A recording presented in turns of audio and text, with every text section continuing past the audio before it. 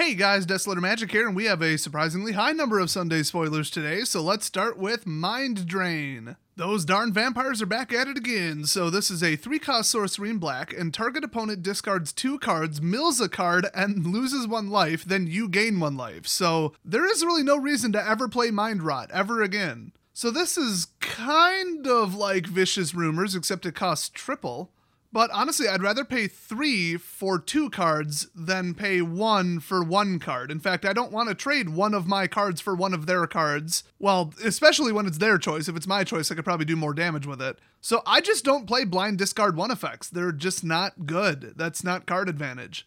By the way, we are losing Vicious Rumors in the rotation, but yeah, it deals 1 damage to each opponent, then each opponent discards a card, mills a card, and you gain 1 life. So this is literally the exact same thing, written in a different order, but it's 2 cards.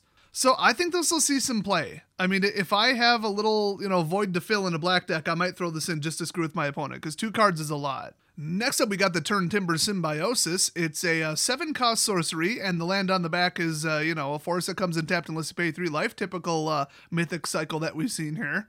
And this very overpriced sorcery says, look at the top 7 cards of your library. You may put a creature card from among them onto the battlefield. If that card has converted mana cost 3 or less and enters with 3 additional 1/1 counters on it, put the rest on the bottom of your library in random order. So it is blind, unlimited free casting. I do not like that. 7 is, 7, but in green 7 is basically 5.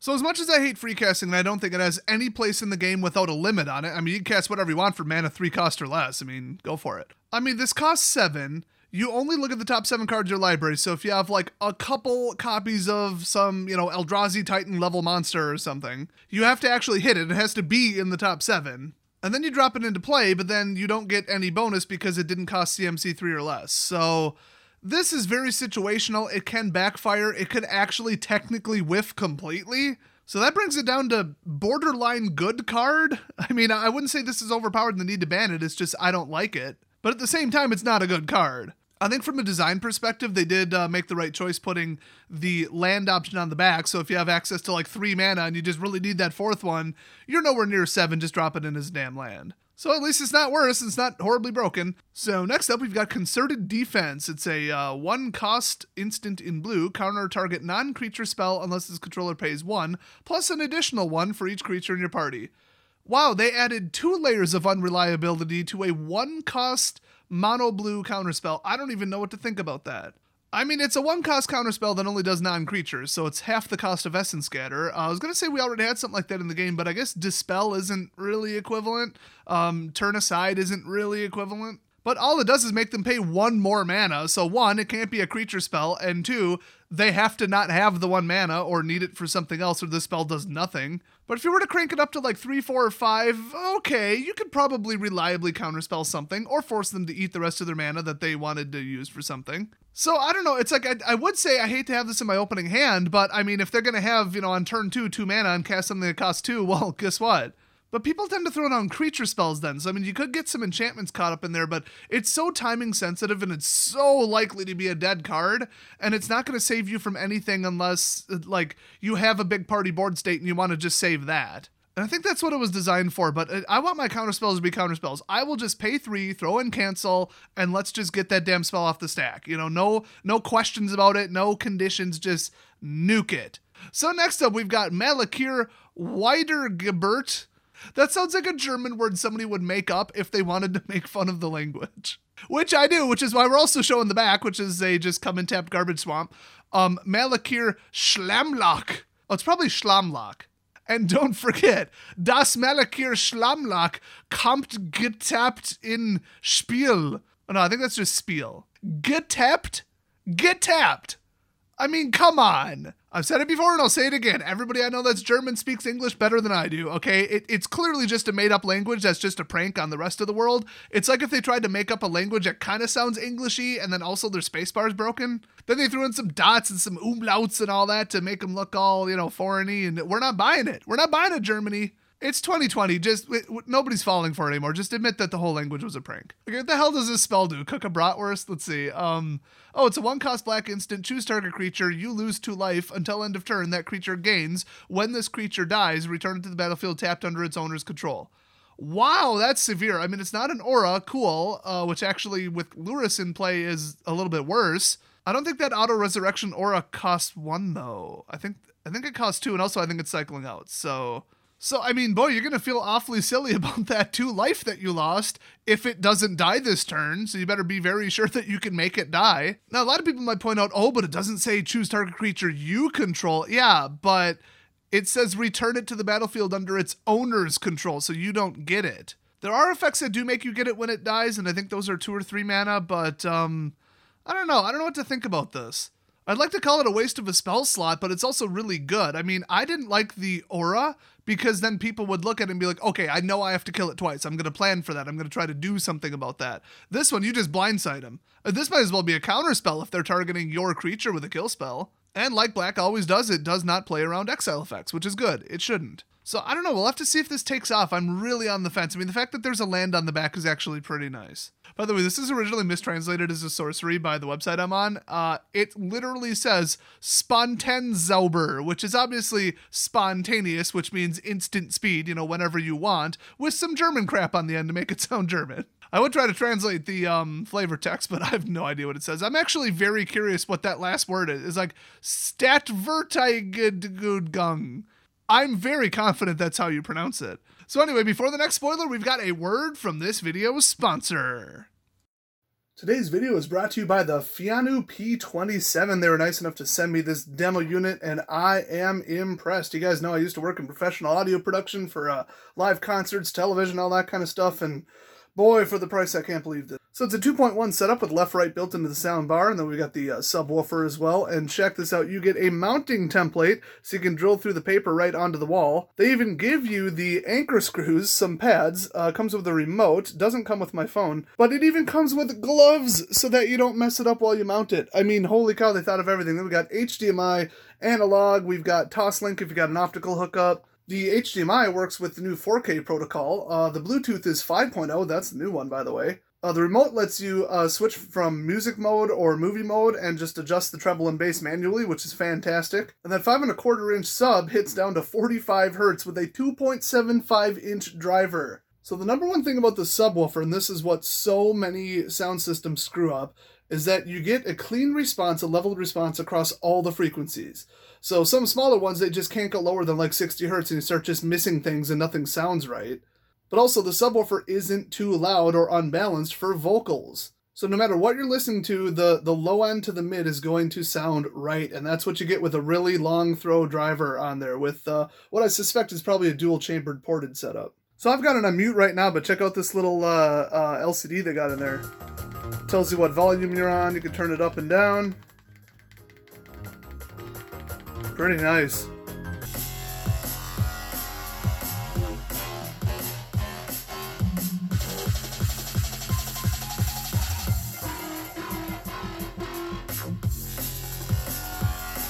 So that's a little sound demo for you. Of course, we're listening to it through my phone's mic and then encoding it, then playing it back through whatever wonderful system you've got. So not the best way to hear the audio. I think the best way to hear the audio quality is to order it yourself. It's available on Amazon.com among other vendors. And actually right now I just checked, it's got a huge sale. It's just over $100. So check out the Fianu P27 2.1 channel soundbar system today. Thanks.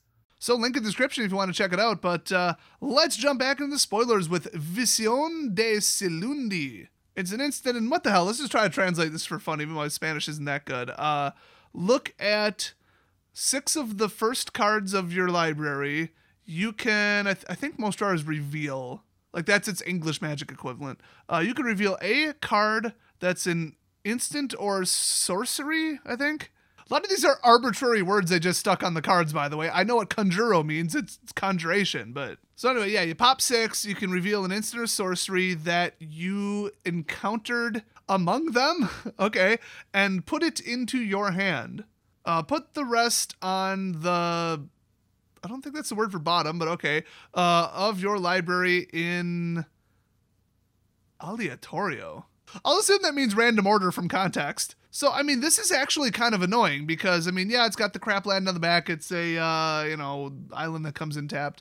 But you can just grab any spell you need. Like, you can reload your draw, or you can reload your counter spell arsenal, or you can go get a cloner. I mean, you could go get, I assume, another one of these, like a spell like this where it's an instant or sorcery, but really is just a land on the back, and then play the land on the back. That's actually, like, in Modern and Legacy and stuff, that's going to cause a problem, where it's like, oh, you can go fetch this out of your deck because it's an instant, and also it's really just a land, and I think that's why they made them all come in tapped, because then it's virtually useless for at least Legacy and Vintage. So that whole idea has the potential to cause problems, but this card specifically, how dangerous is this?